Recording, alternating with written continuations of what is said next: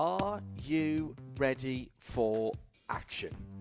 That's the only question I'm going to ask you now, as the Whelen Mazda MX-5 Cup presented by Michelin is ready to go for a 45-minute challenge here at Mid-Ohio Sports Car Course. Hello everybody, I'm John Hindhaugh. Alongside me in the IMSA Global Broadcast Centre is Shea Adam, and we'll be going through the field in just a few moments' time. And what a field it is. It looks like someone has emptied a big bag of M&Ms down the front straight as they're parked multicoloured into the wall. 38 cars, a huge amount of rookies, and some debutants, 4 debutants in the field this afternoon. At the sharp end of the field, we have got all of the championship contenders. We're just outside Lexington, Ohio, on a circuit that has, down through the years, provided us with some outstanding entertainment in IMSA competition. We'll start halfway down to turn 4. We'll finish on the front straight. Turn 1. We don't have it marked as an action area, but we often see 1 or 2 mistakes there. Lots of overtaking opportunities at the keyhole and under heavy braking down towards turn 4. It's downhill there. The right-hander with China Beach right in front of you. Up over the twisties and uphill and down dale through the S's, Thunder Valley, and back to the carousel. Pole position for Justin Adeconis. He's back at the front of the field, Shay. We were talking earlier in the week, he said, it's nice to know that I won the last race. The problem with that is it was 96 days ago. That is how long ago we saw the checkered flag on the streets of St. Pete. So for Justin Adeconis, he's been very happy to be a race winner in the Whelen Mazda MX-5 Cup Championship.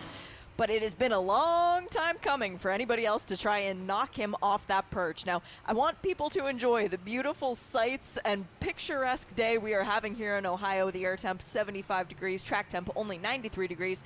It was not like this when we went qualifying a few hours ago. Monsoon-like conditions. We had a weather hold for about an hour and a half because there was so much rain and lightning in the area. But John, if you look at the racetrack right now, you would think I was lying. It looks ideal out there. That rain in the qualifying means we have people well and truly out of order, including our championship leader, Bobby Gossett. He will start 11th in the number 44. It's going to be a bit of a fight back up for him. Well, let's take a look at the Mazda starting grid with 38 cars. I'm not sure we'll get through all 38 on this short warm-up lap before we go, so I'm going to start at the front, and it is Michelin Racing who lock out the front row. Justin Adeconis, championship leader, and second pole position in a row, and Jeremy Fletcher is alongside him. Gresham Wagner and Jared Thomas have an all JTR Motorsports Engineering second row. Marcello Panaciccia for Michelin Racing, and Nathan Jacobs for JDH are on row 3. Nathan Nicholson and Von Mishko have the Advanced Autosports row 4. Row 5, John Salerno for JTR, Parker DeLong Racing, and Parker DeLong himself is in 10th. One of our debutants, Luke Pullen from the UK, been doing a bit of SCCA racing, had him on Midweek Motorsport on Wednesday. He's driving for Hendricks Motorsport, thought he could definitely get a top 10, maybe even something better. He starts 11th with Max Stallone alongside him for Wheels America Racing. Justin Gravetti and Tristan McKee are next up in 13th and 14th, and on the 8th row, Logan Stretch and Bobby Gossett are on row number 8. Row number 9, Matt Novak and Frankie Barbarosso, Will Robinson and Cam Eben are next up in the top 20. We have started the clock as we've gone across the finish line, but not the start line, so we've got a chance to give you a few more rows. Ethan Lampert and Ethan Tyler are on row number 11. Row 12, Woody Hyman and Amilo De Lauro. Justin DeCosta and Grant West on row 13. Glenn McGee in 27th with Kristen Hodenland alongside him. This is the sort of stuff that Shea was talking about. Ellie Gossett and Ruben Caceres on the next row back, making up the top 30. 38 cars in total coming to the green flag, which will be thrown halfway down the straight to turn number 3. The clock has started. We've burned a minute of the 45 already. Justin Adeconis, 2 drivers left to the inside. We get the green flag, and it's a pretty decent break from everybody. 2 by 2 by 2, but you get the idea. Down into the right-hander. Now you can get 2 cars side by each through here, and that's exactly what's happened. And Jeremy Fletcher has pushed the go button, cuts across in front of the leader and goes through. Gresham Wagner tries to follow through, but settles into third in the red and white number 5. But Paul Sitter just couldn't hold on, and already it looks like Fletcher is making his bid for freedom, shit. That is Adeconis out front with the yellow accents on the back of his car. The 2 McCumbee-McAleer teams working together in conjunction perfectly. Jeremy Fletcher with the car very reminiscent of the one that he won the championship with last year. Had been struggling with the new car all weekend. They managed to find some magic coming into the race today, and Jeremy Fletcher doing a great job holding down second, but there is now a battle for fourth as Ethan Jacobs goes through on Gresham Wagner to split up the 2 JTR teammates. Well, that's going to be a little bit nerve-wracking for Jared Thomas, as now he goes to battle with MMR with nobody familiar behind him. Yeah, that's interesting, as out of the slipstream, the red and white car is that of Jared Thomas. He'll make up a position into the keyhole. We'll try not to get too excited about all of these passes early on. There will be plenty of them. Coming down to the last 8 to 10 minutes is when things get really feisty. The normal tactics here in a Whelen Mazda MX-5 Cup race presented by Michelin is that the leaders, and I know this sounds odd, even if they're not teammates, they will try and work together to break the lead pack down into a, let's say, manageable number. If they can get that down to 4, maybe 6 of the top cars, then they'll try and put a gap into the rest of the field. There's a couple of places here, Shea, where the draft is very strong, obviously coming out the keyhole down to turn 4, and then this whole serpentine section over the brow into Thunder Valley and back towards the start finish in the carousel.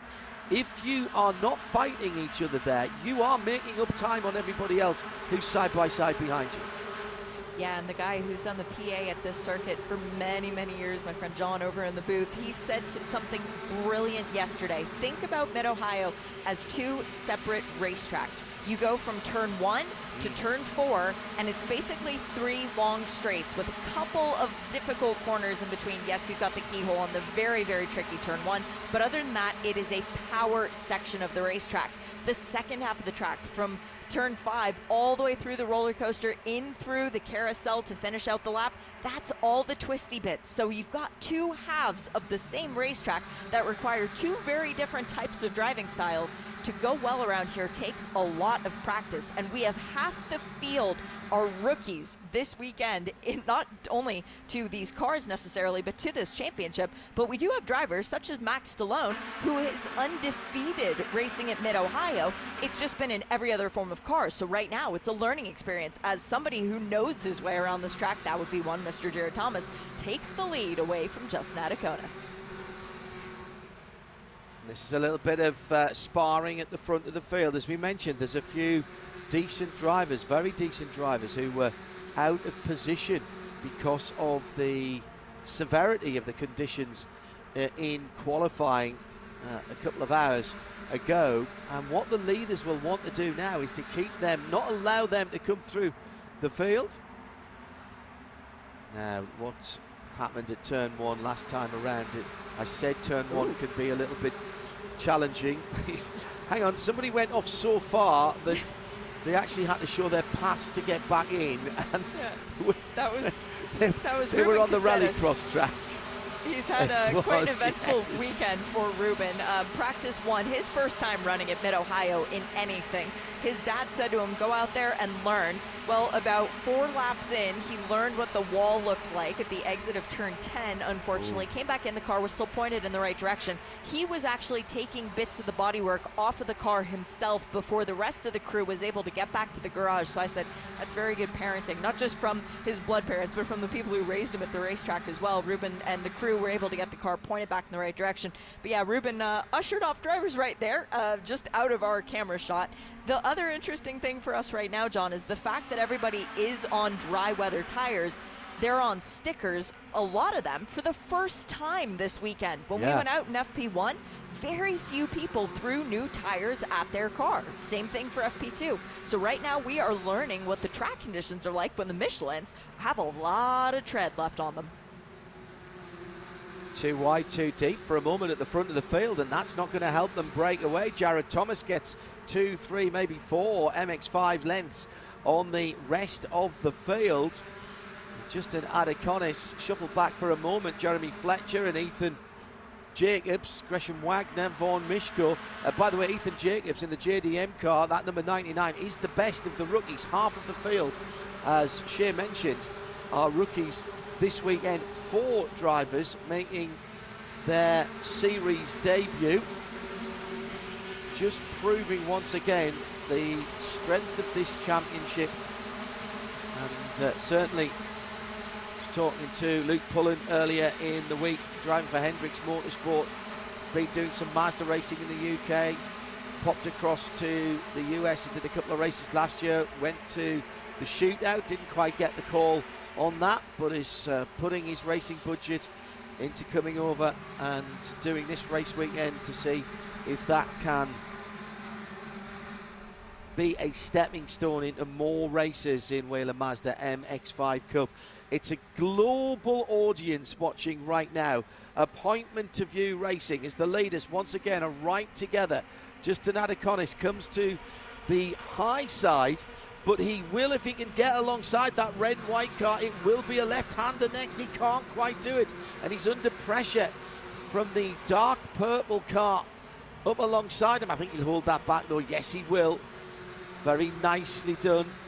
And that is Ethan Jacobs coming through into third. Do you remember when rookies used to sort of be quite quiet and run around just outside the top 10, and if they got the odd top 10 share, they would be really very, very happy about that, and then they would come back in their second year and challenge for the championship? That's gone all that out of the window in the last few years. Sam Paley nearly won the championship in his first year. Yeah, at this point, no, I don't remember what that was like, because it feels like it was so long ago when we had Sam Paley and Chris Nunes fighting it out for the Rookie of the Year, and both of them finishing within the top 5 in the championship standings. I mean, it's definitely a different attitude when you come into the championship this year. We've got a very different looking Rookie of the Year championship points battle than a lot of us thought we were going to have. It's Frankie Barroso who leads the championship standing coming into the race. Right now he's running around in P17, but our 2 scholarship recipients, I mentioned Max Stallone earlier on, he's P10 right now. He was the one who came away with $150,000 to run in this championship this year. He is doing a good job after a very steady qualifying in the rain. Ethan Lampy, though, he's the other one who won the scholarship. He was second in the scholarship, came away with $100,000, did Ethan. He had a very rough qualifying after he went out on used wet weather tires. They didn't have all the grip that he thought he would need, and he is just carving his way through the field up to P16 already after qualifying way back, as Vaughan Mishko gets ushered off the track, a teammate of Ethan Lampy, coming through turn 4, and they're battling for the lead as Adeconis goes around the outside of Jared Thomas into 7, makes it stick, and now it is the yellow and blue car leading the way once again. This would mean that Jared Thomas has led 3 laps, and if Adeconis can hang on to it, he will also have 3 laps at the end of this one. Why is that important? Most laps led, 10 points. Points equals money at the end of the season. Just 10 minutes completed, so still 35 to go. And this battling at the front of the field has brought the top 10 back into a single line of cars, although for a moment going down into turn 4 last time around. I'm going to say we had 4.5 Mazdas wide. It was pretty impressive. You mentioned Frankie Barroso leading the Rookie Championship and how far down he was. That, by the way, was, I think, 9th or 10th in the rookie championship, rookie standings of the rookies in this race. So again, you were talking about half the field being rookies. More than half of the top 20 are rookies at the moment, and Ethan Jacobs is still the better placed of them. He's scored in 4th the last time I looked, but he's back up into 3rd again now. I think, no, he's still in 4th. And the second is Matt Novak. Marcello Paniccia is in 7th position. So 3 rookies in the top 10, and half the top 20 are rookies. And once again, coming through the roller coaster, a little bit of vinyl being traded there as Jared Thomas gets into the driver's door of our leader, Justin Adiconis, who holds on. And there is a marauding horde of MX-5 sitting in behind. This is actually not that typical, Shay, this earlier on in the race, where there's so much battling going on and the leaders aren't being able to break away. 96 days, John. It's been 96 days since our last race, and I think everybody has spent a little too much time dreaming about getting a green flag again. They are driving like it is getting to the closing laps of these races, and I am here for it. Every single second of this is as harsh as you could imagine. There is no quarter being given to any of the cars, and as they come by in front of me in the booth, it is non-stop until we get to, wait a minute, there we go, Ben Jacobs in the number 71. So that would be almost the entirety of the field is still clustered around together as Logan Stretch has come into the pit lane in his Wheels America Racing car. That is the number 98. The hood has gone up, and they are working a bit on that car. Now that's unfortunate because the Wheels America Racing team, they are a new team stepping up into the Whelen Mazda MX-5 Cup Championship, very successful in Spec MX. They're here because Max Stallone won the scholarship and brought the team with whom he has had success in the past with him. Very loyal young man. But they did a lot of testing in those 96 days to try and figure out how to manipulate these cars to the best of their ability to be competitive. Really sad to see Logan in the pits right now. Parker Dillon, John Salerno, Max Stallone, just around about the end of the top 10 and into the early teens, have all just put their fastest laps of the race in. 1:37.0 for Parker Dillon. That was faster than the leader. And trying to see who's got the fastest lap of the race. That's Grant West, actually, who's got the fastest lap of the race, a 36.3. But John, I've had many conversations with Grant West, and he believes that we are commentator cursing him, so we are not allowed to say anything nice about Grant West until the checkered flag. That was his request. Right, Grant West has not just improved the fastest lap. No, that absolutely hasn't happened. And he's in 21st position at the moment. Adiconis with his fastest lap, a 36.7. So all of a sudden the guys at the front have realised that the bottom end of the top 10 and the mid-teens are coming back towards them. So they have now gotten a knuckle down. 36.7 from the leader, 36.5 from second, 36.4 from third, 36.5 from fourth, 36.5, 36.5, 36.4, 36.4. Your top 8 all did their fastest laps of the race last time around, whilst having this scrap. This is incredible stuff. Just think of the concentration that is going on underneath those racing helmets in the cockpits of these effectively purpose-built sports cars. Yes, they start as a road-going MX-5, come in from the factory in Japan, shipped over into Florida, and they are immediately taken to Fliss Performance, where the engine is taken to one side and put in the corner. It is sealed. That 180 horsepower 4-cylinder 2-litre engine is street stock. It's about the only thing left by the time the cars get to the track that is. There's a different gearbox, sequential SADF box, different diff, different racing wheels, interior, FIA cage, safety cage, harnesses and fire suppression system, plus a whole lot of other cool stuff inside the cars, not to mention the suspension system, which is full race. So they might look like the Mazda MX-5 that you eye up enviously on your neighbour's drive on a Sunday when they drop the top and take it out for a run on the country lanes. But let me tell you, these are proper race cars, and that's why we get them racing so closely. The difference is made by the teams, how they set them up, and by the nuts at the end of the wheel, the drivers, the carbon-based interface between the engine, the gearbox, and all those 250 plus racing parts that are grafted into these MX-5s, and they are fighting it out. And remember, as we've got half an hour to go in this race, this looks like somewhere that you would start racing, and yes, plenty of people have done that, but there is over $1.2 million up for grabs at the end of the season, including race money for the race places from first down to 10th at every single round. And that is a big draw, and that's why, one of the reasons why at least, we started 38 cars. By the way, Logan Stretch has not come out of the pits in the Wheels America Racing, so sadly I think we'll have to wait for tomorrow to see how what performance Logan has got. Jared Thomas then leads through, but this one is not even halfway finished yet, Shea Adam, and half the field still within 2 seconds of the leader.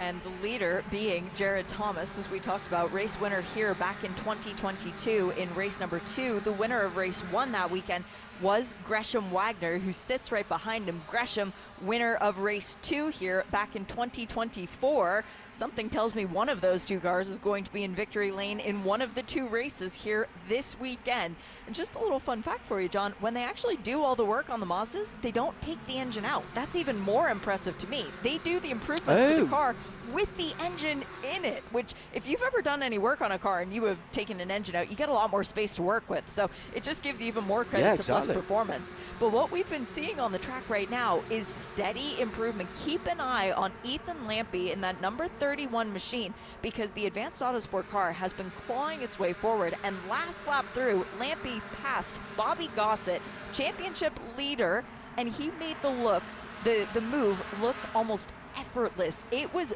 very decisive. So Lampy, who is now caught up to 2 of his teammates, Matt Novak immediately ahead of him in the number 11, and then Nathan Nicholson in the 56. Let's see just how good that Whelen and Sunoco car is, because something tells me that Lampy is driving for a podium today. Well, appropriate enough, my transport for the next couple of weeks, or last week and next week, is the brand new Mazda CX-5, new for 2026, new body shape, new engines, new technology. But you know what? It's still a Mazda. You get behind that steering wheel and there's a little bit of MX-5 in every one of the cars that they turn out. And it still has that feel of a sports car, even though it's a mid-size SUV. Now a little bit of rally crossing. MX-5 rally crossing. Ooh, now there's an idea. Yeah, being pushed away, ushered off the circuit just a little bit, coming out of the keyhole there, Shea, and he doesn't need to be losing any places. No, he's the championship leader, and he only had a 20-point advantage over Jared Thomas coming into today's race. Jared P2, very comfortable in P2 right now. Bobby Gossett way further back down the field, and the more annoying point for Bobby is that now he doesn't have any dancing partners that he can really work with. This weekend for BSI, their other driver of true notoriety, aside from Ethan Tyler, who's been very impressive this weekend in that number 80 machine, is Julian DaCosta, once again driving Lightning McQueen. But for Bobby Gossett, he's got a way to go now to try and catch up to either of those 2. Yeah, he dropped away, actually. He was battling with one of his teammates, and I think it was, maybe he was at Ethan Tyler or one of the guys a little bit further down, but he's got a lot of work to do now, as we're coming down just about a minute or so away from half distance. And at the front of the field, Gresham Wagner in the darker fronted car with the red stripes and the red mirrors. In behind him, Jared Thomas. My goodness, how many times have we said that over the past few seasons. JTR Motorsports Engineering, both the drivers now. Jared Thomas is the JT of JTR. They're separated by a quarter of a second. Now this is dangerous for the rest of the field, led by the rookie Ethan Jacobs of JTR Racing. Those two are hooking up. They are drafting each other down towards turn number 4. Ethan Lampert is up 13 places since the start of the race, just ahead of Ethan Tyler, who's up 10, and Julian DaCosta, who's up 9, and Matt Novak, who is up 11. Big field, of course, and if you've started further back, there is the opportunity to make these big moves through the field. But I think danger signs at the front now, and Ethan Jacobs, Jeremy Fletcher, Justin Adaconis, they will not want to see Gresham Wagner and Jared Thomas hooking up like this, as we've got a penalty for Nathan Nicholson. Oh, that is huge. Nathan Nicholson driving the number 56. He's with Advanced Autosport. Remember when we saw Von Mischko disappearing off the track at China Beach? Well, that was Nathan Nicholson, his teammate, who ushered him off, and race control has put Nathan at fault. So he's not only going to have to serve a drive-through, but he's going to have to serve a drive-through for wronging a teammate. Oh, that hurts. Hawks. That is awkward. Very awkward. He's sitting in 6th position at the moment. And given the closeness of the field at the moment, I mean, goodness, he's going to drop out of the top 20, maybe all the way to the back of the field at the moment when he comes in. It's not a super long pit lane here, and you do actually come out after turn 1. You miss a couple of slow corners, but with the field so close, it's still going to be a big disadvantage. Now, we said the Gresham Wagner and Jared Thomas, the two JTR Motorsports car, the 5 and 96, the black and red car and the red and white car, were hooking up and trying to get away. Fair play to Ethan Jacobs, a rookie, remember, in this championship. He has got onto the back of them, and he's dragged Jeremy Fletcher and Justin Adaconis along with him. And I think that's Nathan Nicholson, is it, just on the back as well? No, Nathan's just a little bit further off, but the top 5 are just beginning to put a gap into the rest of the field. This is what we normally see in the first 15 minutes of the race. It's taken us, Shay, to half distance to see any kind of gap bigger than maybe a car and a half. And it's the top 5 who are breaking away. Yeah, it's true.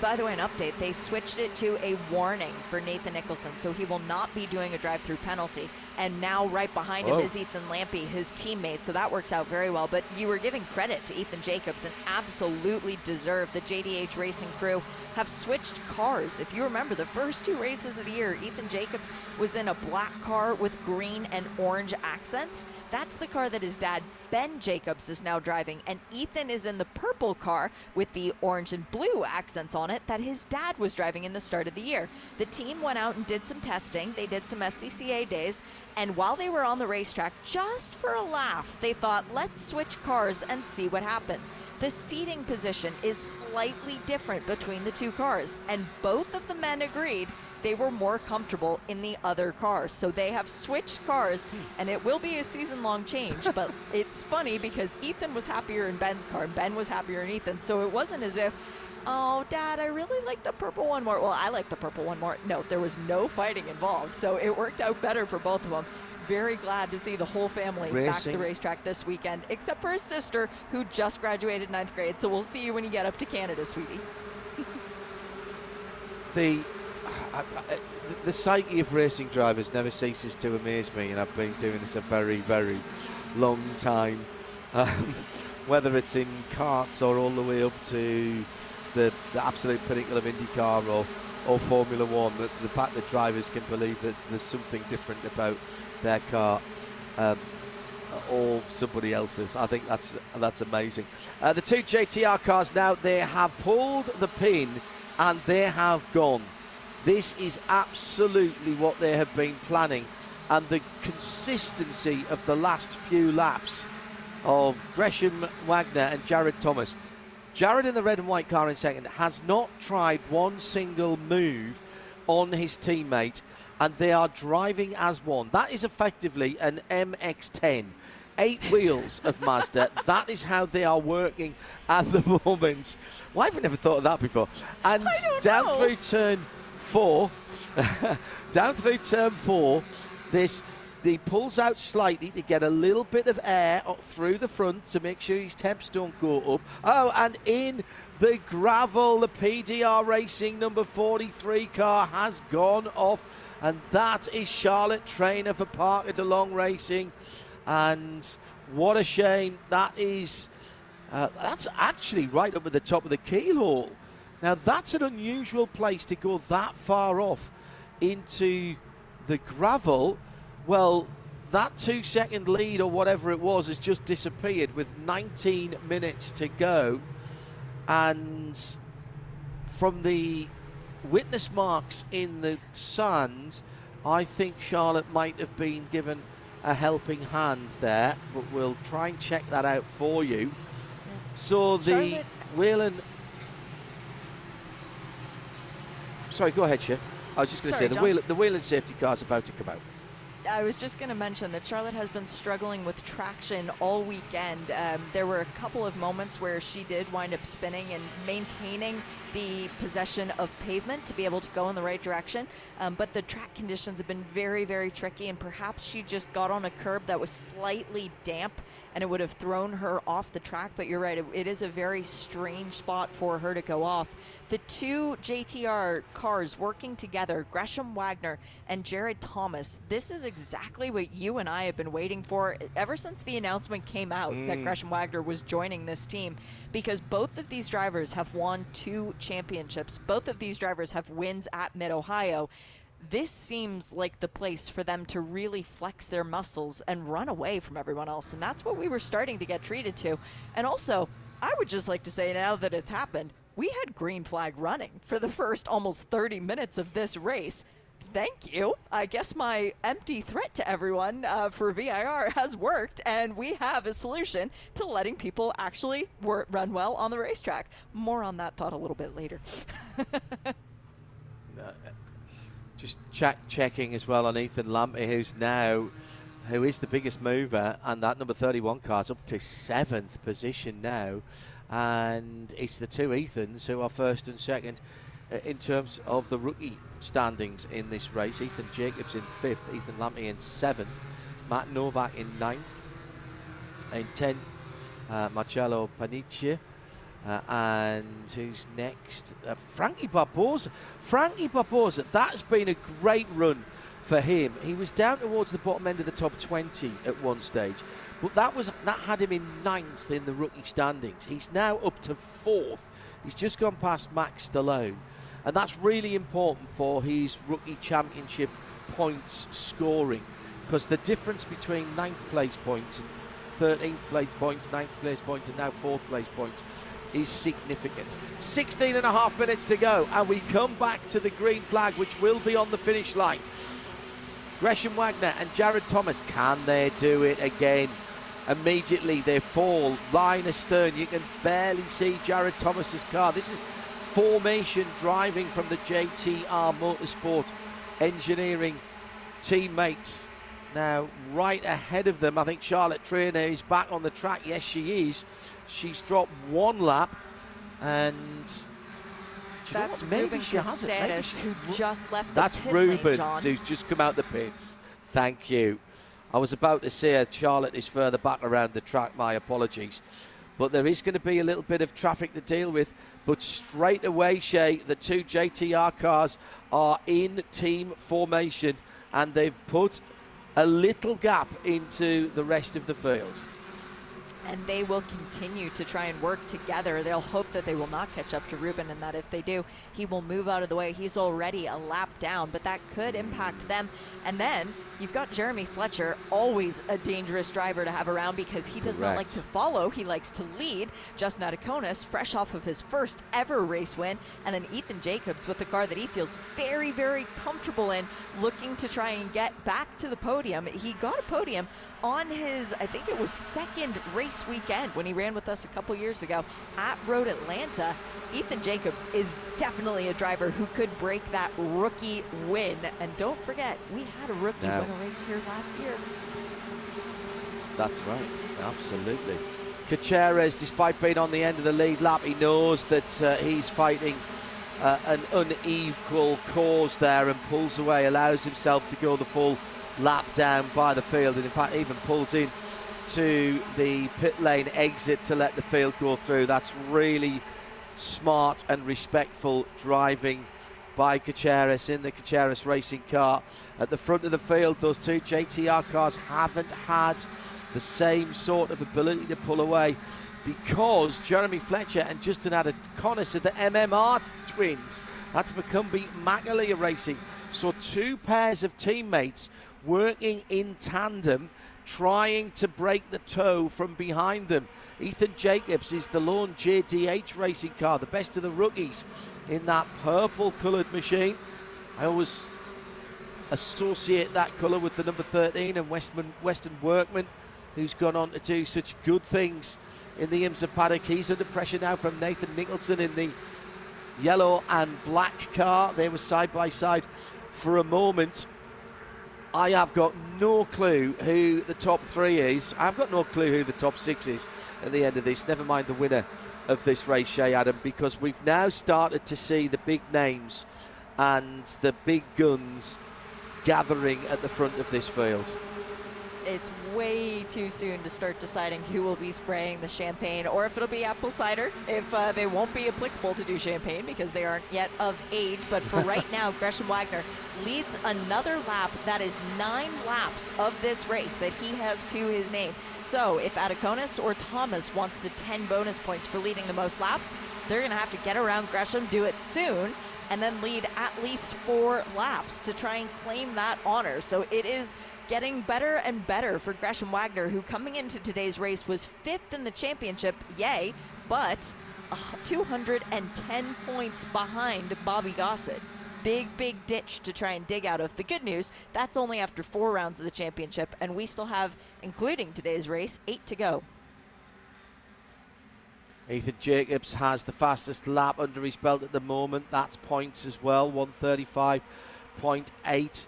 Matt Novak and Marcello Paniccia and Parker DeLong and Ethan Tyler and Frankie Barroso and Julian DaCosta and Bobby Gossett Jr., who's now in 16th position.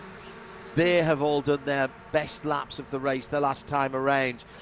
Can they move further forward? Because that is where the action is at the moment. Gresham Wagner and Jared Thomas separated by nothing at all, but Jeremy Fletcher is the one that's holding on. He's even pulled away a little bit from Justin Adiconis. Still 12 minutes or thereabouts to go, and this one has about a third of the field still left in it. We started 38 cars and we've got to have 15 cars in that first run that is heading through turn 1 now and up the hill towards the keyhole. I thought I was seeing things, but having looked out the window, it is not an illusion. Ethan Jacobs' hood is loose. It is flapping in the wind. There is still a latch that will be holding that bit of car down, but it is getting more and more aggressive in the wind as we go down the long stretches. That could be impacting the number 99. I hope not, because Ethan has been driving the wheels off of that machine to get up ahead of Justin Adiconis into the 4th place. He's now trying to chase down last year's champion, Jeremy Fletcher, and then Gresham Wagner leading 2 years ago's champion, and then Jared Thomas, 3 years ago's champion. Consider this, a rookie is chasing these guys down. That's impressive. I hope that hood latch holds. New fastest lap of the race, now down to a 135.8, and it's Julian DaCosta. He's down in 14th position in the Lightning McQueen look-alike car. He's trying to gain on Frankie Barroso, who's our rookie championship leader. Just 2/10 between them at the moment. One mistake in that midfield. If you're sort of 7th, 8th down to 14th and 15th, you're going to lose a whole heck of a lot of real estate, and we've got someone off in one of the orange overlaps. I think that is It is Ryan Leach, yes. Spark Performance, one of our rookies. He stopped on the circuit. He's out of the car, he's fine. He's parked it in a place of safety. We could stay green for the last 10 minutes or so. Wagner, Jeremy Fletcher, Ethan Jacobs, Jared Thomas for the moment has been split away. In fact, all of the teammates have been split away. So it's JTR, McCumbee, JDH, JTR, McCumbee, and then 3 advanced auto sports cars. Nathan Nicholson, Ethan Lampe, and Matt Novak. Can they put something together?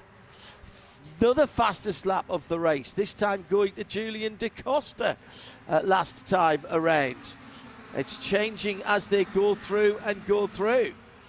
The Michelin tires do not get any worse, and as the fuel burns off, the cars get lighter, so these fast laps are going to continue to come in the last 9 minutes of this race.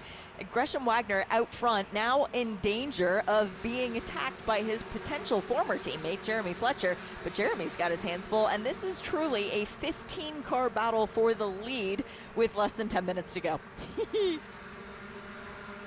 Yeah, call it 8.5 now, Shay.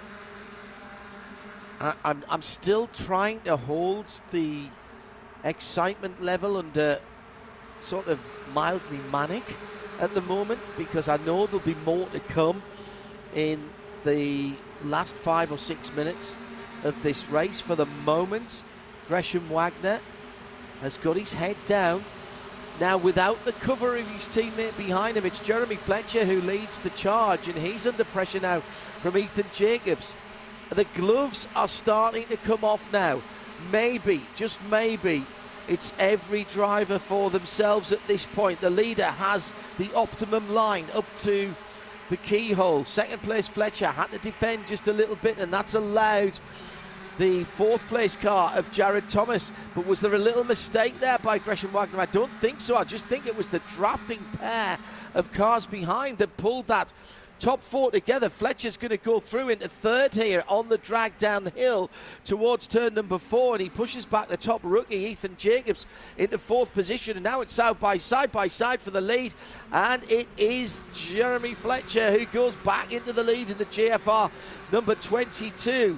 Now this is getting interesting again, but once again we've got the 2 JTR teammates line astern in 2nd and 3rd, Shay.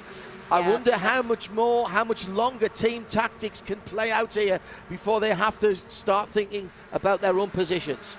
You know, I think Gresham did that on purpose. I think he actually lifted off a little bit so that he could get back to Jared Thomas, because he knows that 2 cars are stronger than 1. As you said, MX-10 is the optimum car that you want in this race, and Jeremy Fletcher is not someone that Gresham Wagner wants to work with when he is not on the same team. So for this standing, Gresham knows he's led the most laps. He's got those 10 bonus points. Have at it, Jeremy.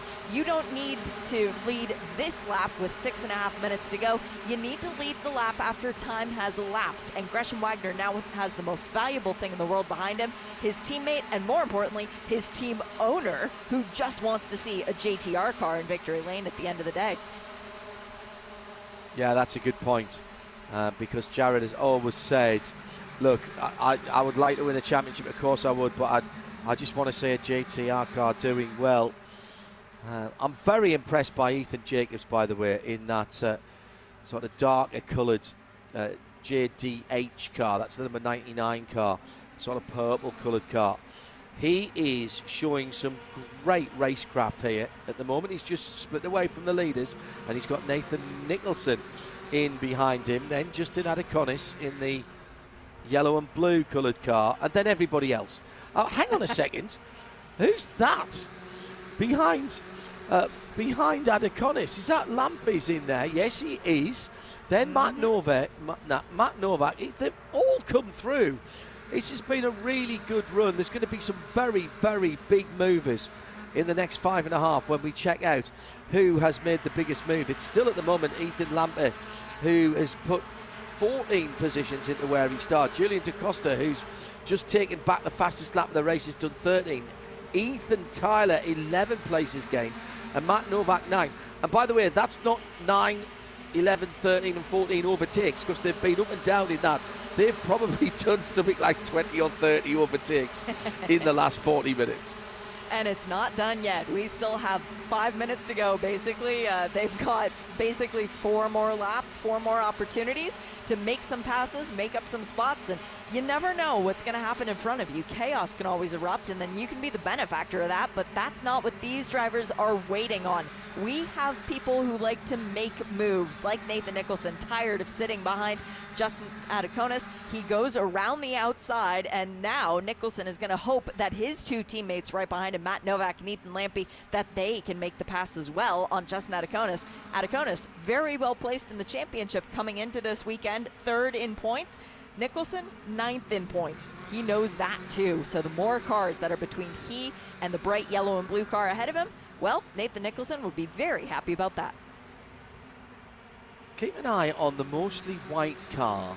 Looks fairly straight stock, actually, of Matt Novak. He sits in 8th position in that number 11 at the moment. He's in behind Ethan Lampy. That's another one of the advanced cars.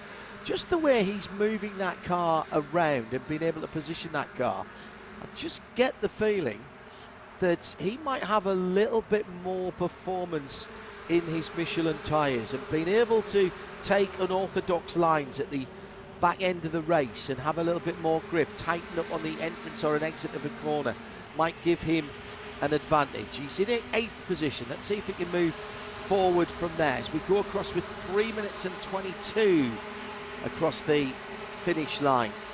So that is going to be 3 more laps from this one, and it is still Jeremy Fletcher. I'm trying to remain calm, take deep breaths, keep an eye on what's going on behind as well. But at the moment, great racecraft by, what is it there? I think that is the top, it's basically the top 8 or 9 that are still in the line. The black number 44, Bobby Gossett, is in 14th position. He's worked his way forward in the BSI Racing car. 1 or 2 little gaps now, just opening up. But really at the front, it's the top 3. Let's call it the top 5. No, I'm sorry, I can't count Nathan Nicholson out of it, because he's right on the back of that. And there's only a small gap between Nicholson and Ethan Lampy as well. So I really do think it's the top 8 or 9 that are still in with a chance of something and some movement at the sharp end of the field, Shea. Yeah, and that mostly white car is not Matt Novak. It's actually Marcello Paniccia, who switched teams for this weekend. He's driving the 38 machine that was driven by Sebastian Bourdais at St. Pete. He is now a member of MMR, and Marcello has been performing very well this weekend in that car. He's been toward the front of the field in several of these sessions that we've had. The rain catching him out just a little bit, but it is an MMR car leading the way as Jeremy Fletcher is still out front. Parker DeLong getting very loose coming through the carousel and actually almost collecting Matt Novak in the white car with the red and black accents on it. That created a little bit of a gap further back. So now it's the top 8 that are together with a bit of breathing space back to 9th. Little bit of vinyl being swapped further back down. Oh no, actually it was a little bit more than that. Damon Uckey and Woody Hyman getting into it, but it's all about what's happening at the front of the field. We did not get the white flag there, Shea, so we've got one more circuit after this. So Jeremy Fletcher in the lead at the moment. I don't know where I want to be. I'm not sure I want to be the leader, but everybody else is scrapping for 4th on down, and that's good news for the leading trio at the moment. Fletcher goes defensively into turn 4 though, and that's going to bring them all back together. I can't believe he did that. And now we're back up to 7, 8 cars that are battling for it. Nathan Nicholson alongside that all-white car that we were talking about earlier on. And Matt Novak's leading the next group behind that in the white car with the red sides decals as well. It's gone from 3 to 7 to 9 to about 11 again. It'll be the white flag this time around, and I am confidently not predicting any of the top 15 positions at the moment. Very, very smart move, John, as seeing the white flag is Jeremy Fletcher. He won race 1 here last year. Can he hang on for another 2.258 miles? Right behind him is Gresham Wagner. Then in third, Jared Thomas. And then fourth is basically everyone. We've got Justin Adiconis fourth. Ethan is in fifth for Jacob. Sixth is Ethan Lampy, who had a heck of a last lap around. Managed to make 3 passes, including on his teammate. He got a good push from Marcello Paniccia, but it wasn't enough quite to get him up inside the top 5. What is going to happen in the run into turn 4? This is where championships are decided, and I know it's ridiculous to say that on round 5, but this is where the big moves happen that decide how many points people wind up getting. And the two JTR cars were side by side there, and I don't think they did themselves any favours as Ethan Jacobs tried to come down the inside and split them. He's up into 4th position. The blue and yellow car, the light yellow coloured car with the blue side stripes, that is Justin Adiconis for Michelin Racing. Again, the top 3 get away. Half a lap to go. The top 3, then Ethan Jacobs. Jacobs now, I don't think he's going to get back to the top 3. He's top rookie. He's got to get those top rookie points. He can't throw that away. So is it going to be Fletcher, Wagner or Thomas? And in which order will they cross the line? They're the top 3 at the moment into the carousel for the final time. It's Fletcher from Wagner, from Jared Thomas. That's how they'll finish, I think. The flashing lights are on. He pulled to the inside. Oh my goodness, Fletcher pulled to the inside there. And I'm not sure that was the wisest thing to do. Jared Thomas, if he'd stayed wide, might have got the better run. A 10th of a second between first and second position. It does finish Michelin Racing's Jeremy Fletcher by 0.119 of a second ahead of Jared Thomas for JTR. And his teammate Gresham Wagner in 3rd position. Those are the 3 on the podium, and the Michelin tyres not required by the JFR. Jeremy Fletcher, mate, he's the boss. Who's going to tell him off? Let's be honest. In 4th position, Ethan Jacobs is the best of the rookies ahead of Justin Adiconis, who started on pole 45 minutes ago. That seems a lifetime ago. There's been so many passes that has gone on. And Parker DeLong in 6th position. Ethan Lampis charged through the field to 7th position. That was 13-14 spots, I think, he made up. Then Marcello Paniccia, another one of the rookies, that he'll be 3rd place in the rookies that finished. Julian DaCosta took the fastest lap of the race for BSI, the number 95 car in 9th position. Nathan Nicholson for Advanced Autosport in 10th position. Bobby Gossett in the 44 in 12th position. As we take a look at the unofficial results, and I'll pick out some more. My goodness me, there's a lot of people to go through. Luke Pullen making his debut from the UK for Hendricks. He finished in 15th position after starting just outside the top 10, but look at the gaps. There's nothing between those top 10, just 2 seconds between that lot. There I said Bobby Gossett moved up into 12th ahead of Frankie Barroso. That was a good finish by Frankie as well. Our championship leader for the rookies, I reckon that put him probably in 4th in points for the rookies in this race. Going further down, Matt Novak was up and down, and he was up inside the top 10 but dropped all the way down to 21st, so something went wrong there at the end of the race. Then the 3 BSI Racing cars behind him, and behind that there's a few cars who had some issues. Charlotte Trainer went off at turn 2, Ruben Kacheris, Ryan Leach, Von Mishko, and Logan Stretch. Logan early into the pits. Shea Adam has done some arithmetic and can tell us what, Shea? Provisionally, we have a new championship leader, and that is no surprise considering that Bobby Gossett managed to claw back only to P12. Jared Thomas has a 90-point advantage, 90 points over Justin Adakonis. Bobby Gossett falls to third, further 20 points back. Fourth, Gresham Wagner moves up a position. And race winner today, race winner for the second time this season, Jeremy Fletcher, he is up only to fifth in points. 2 race wins out of 5, and he's only good enough for fifth. That tells you how competitive this championship is. Well, congratulations to Macumbi, McAleer Racing and Jeremy Fletcher. They had 2 cars in the top 5 with Justin Adakonis coming in. JTR filled the other 2 spots on the podium, and the best of the rookies, Ethan Jacobs, ploughing a lone furrow for JDH Racing. He finished in a very creditable 4th position. Brilliant battling. We were entertained. Shea Adam was alongside me, John Hindhaugh. And do you know what the best news is? We're going to do it all again tomorrow. So make sure you join us for that. Thanks to the production team. I'm John Hindhaugh. Bye for now.